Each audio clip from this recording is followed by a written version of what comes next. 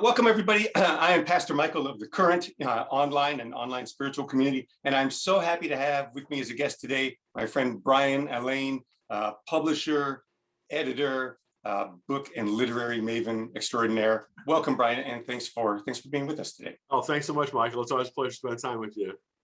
You too, man. So today we're going to talk about a book that you recently published called Healing Our Divides.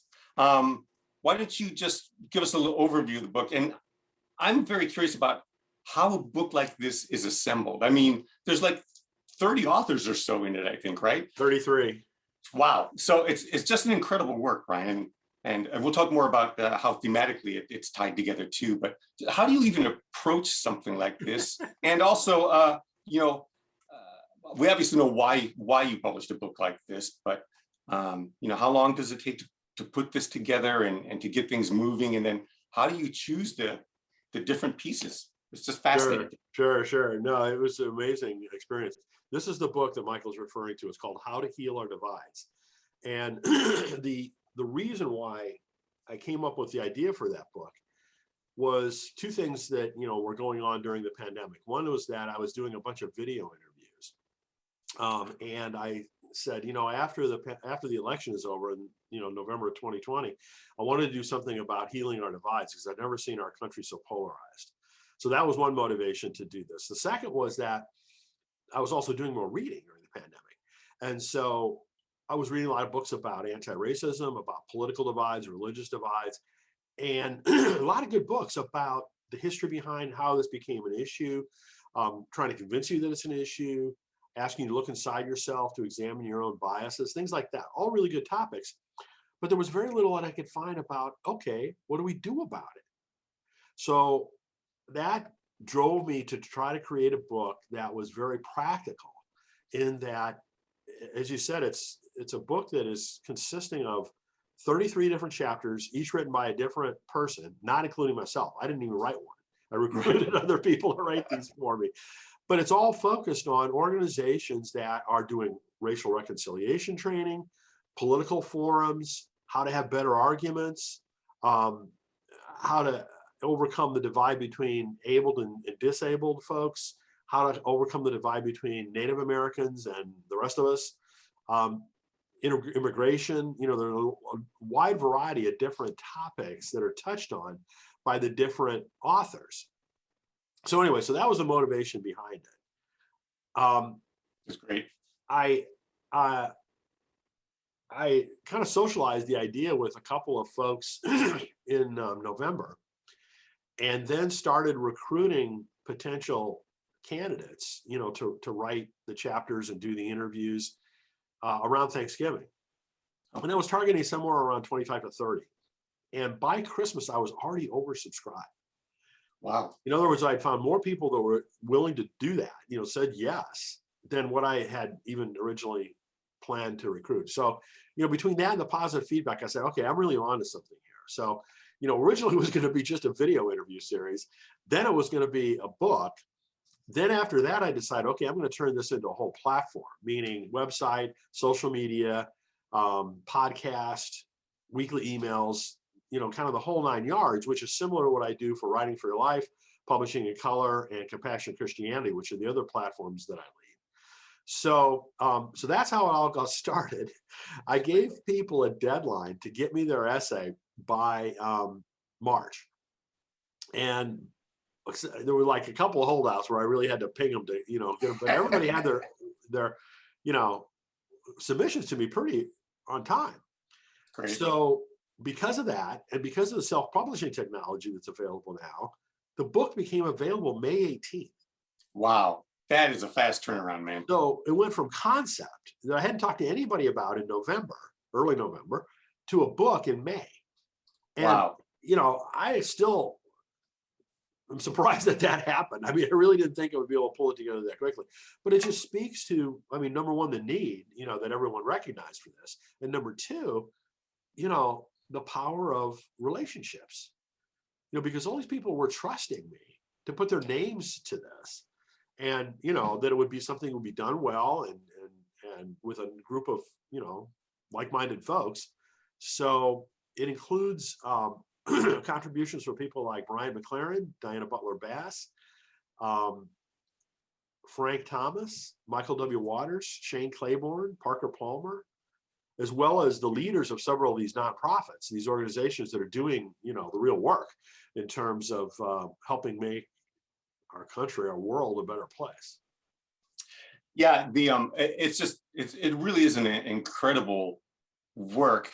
And one of the things that I find really compelling about it is that even though you have this diversity of authors, and it is a diversity of authors, which I also appreciate because it speaks to what the book is trying to accomplish, there are these common threads that run through all of them about the importance of community, but not the sort of communities that we're used to, right? There's a lot of talk about sort of the churches that we go to and how segregated they are politically and ethnically, especially, and about the importance of trying to create a community that's not like that, and then the difficulty that ensues in trying to create that sort of community. I told you when we last spoke that I really appreciated, is it Jana Reese? Yes. I really appreciated her piece about how Mormonism can save America, because it was a piece about, the Mormons. You don't choose which Mormon church you go to. You go to the one that's closest to you. You go to the LDS Steakhouse.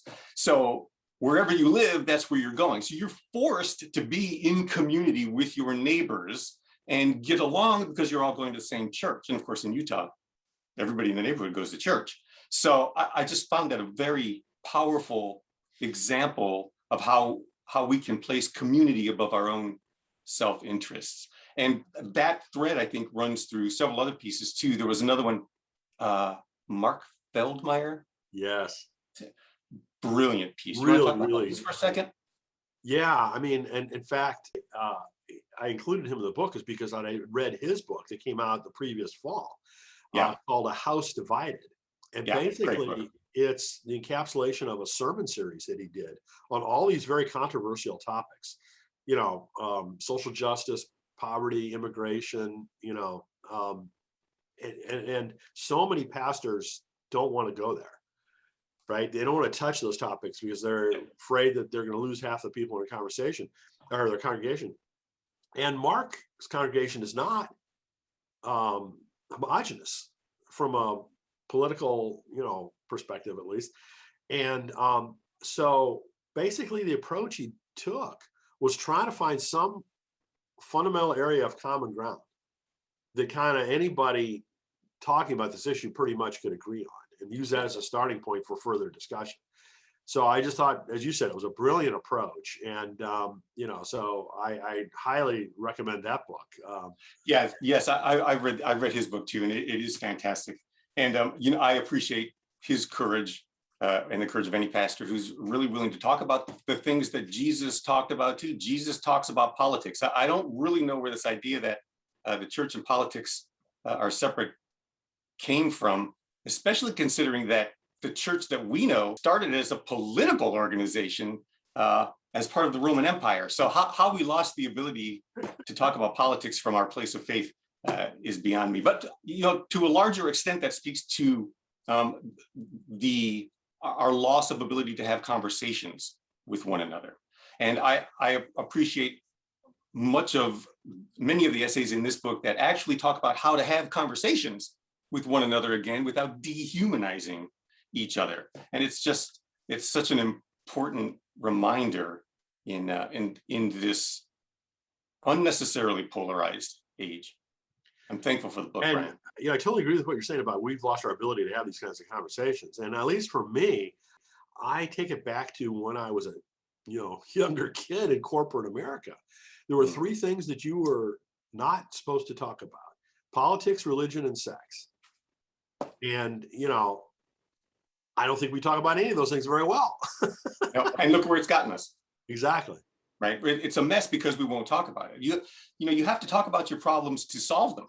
So you can't just continue to sweep everything under the rug, and you can't pretend that the problem doesn't exist. So again, I think the book does a terrific job of not only drawing attention to the issues that we're facing in the country, but in presenting a plethora of really good solutions on how we can overcome the problems for a change. Because as you said, everybody and their mother is writing a book about the divisiveness in America, but there Yes. are few books that really say, here are some approaches that we could possibly all agree on. Everything else is pretty partisan. You know what I mean? Yeah. Yeah. Well, that was what I was trying to do. I mean, it would be easy to say, well, all those people on the other side, whatever the other side is, are a bunch of jerks, Yeah. and I'm just going to write them off. But that, so there's a part of me that says that, and then my engineering side kicks in and says, nope, that won't work. We can't do that, right? We got to make whatever attempt that we can to try to live more civilly and have these kinds of discussions that need to be had. So in any event, that's what I was trying to, do my small part to help drive. Well, I think it helps tremendously to get the conversation started, and I'm really hopeful that a diverse group of people will pick the book up and use it, because we really need to start talking to each other more communally. And again, I really appreciate the communal thread in the book too, because I think, without really being explicitly Jesus-centered, the book reinforces his tenets of community and conservation of the planet's resources in just very subtle and powerful ways. I think we tend to forget too that he was somebody that was advocating a different lifestyle, a different economic structure. And because he has been turned into something different in the church, we've lost sight of his values too. And I think the book also reminds us of the values of Jesus, and that the values we should have as his followers, or as people studying him, or whatever words we use today when we talk about religion, because that's a whole nother conversation. Sure. Well, one of the things that we're doing is I'm working now on a discussion guide to go along with the book. So I hope that will spark some conversations, within churches and other groups. The other thing kind of going forward is that as I was, recruiting, the contributors to this, and I kept finding out about additional organizations, beyond the 33, contribitors. So I'm hopeful that we'll do a second book. I was just going to ask you if there was a sequel in the works. Yeah. So yeah, well, that's I mean, great. there are a lot of organizations that are doing great work, but it's kind of hard to find them unless you really start, specifically searching for different, things, or networking and asking people. So, I want to try to raise awareness of not just the ones that were highlighted in the first book, but additional organizations that are, doing great work. So hopefully that'll happen. Yeah. Thank you for doing that, because there is a groundswell, there is a movement for change and progress in this country, but I do think it's difficult to see all of the people who are working for love and for the common good, to use Doug Padgett's phrase. And I'm appreciative of the book, and I hope it does exceptionally well, Brian, because I think it's one of those books that speaks to people all over the political and religious spectrum, and that anybody who's really seeking healing, I think there are a billion different points for them to connect to in the work. Thank you for it. Oh, sure. I mean, obviously I hope the book does well too, but more importantly, I just hope that these organizations do well. And I hope that the country does well. And there's just more and more people that realize that we've got to take specific action. We can't just sit back and take everything for granted. Like, at least I know in my case, I was able to do most of my life. We can't do that anymore. We've right. got to become more active and, nudge our country in the right direction.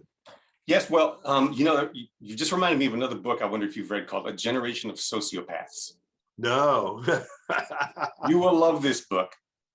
He makes a pretty strong statement about the boomer generation, but he also reminds the reader that before the boomers came into power, America was doing really, really well, and Americans, the middle class, were doing well. Things were different. We did have it right for a while, with respect to economics, at least.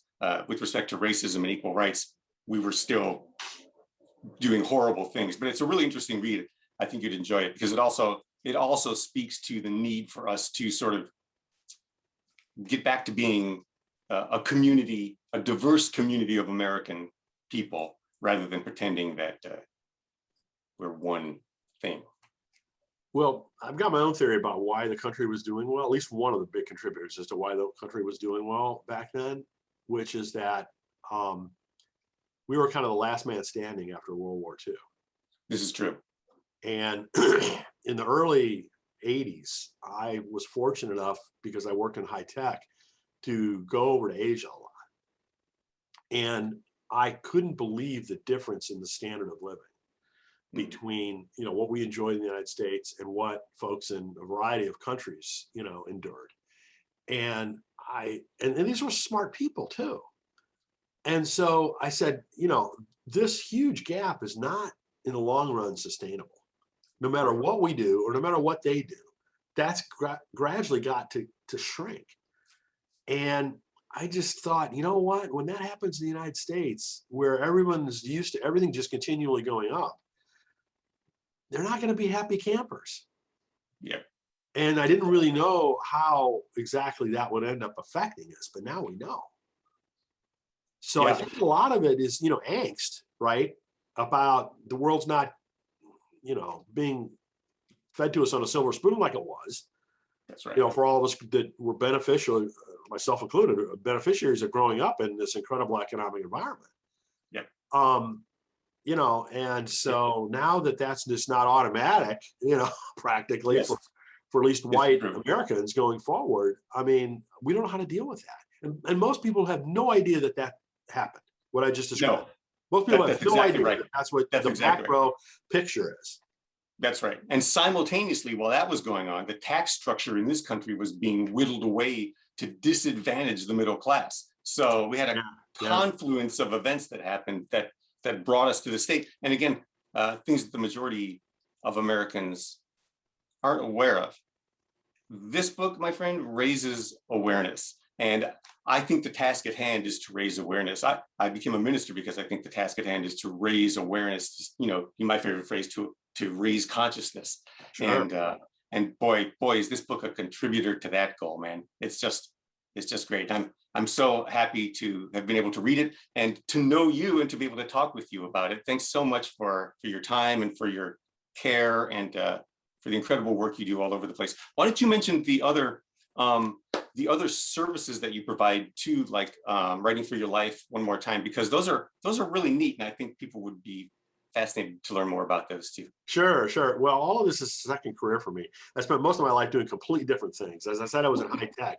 You know, I've got an engineering degree and a business degree and all these kinds of things. Nothing to do with, you know, theology or writing or anything else. But God takes you where God's going to take you, man. I mean, it's just unbelievable, quite frankly. I mean, but several years ago, one of my classmates from business school asked me to come and work with him to help run a couple of small companies. And after I'd been there for a couple of years, he came into the office one day and he said, "I've got a project that I'd like you to work on. It's for my father-in-law, Frederick Buechner." Yeah. And for people who are not familiar with Frederick Buechner, he's an amazing author. He's about to turn 95 years old. He published over 40 books over a period of decades. One was nominated for the Pulitzer Prize. One was nominated for the National Book Award.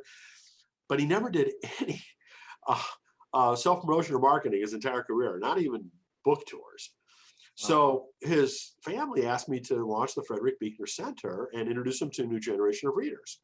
So we brought him online at the end of 2012 and launched social media and a seminary partnership program and did all this stuff to introduce him, you know, literally to a new generation of readers.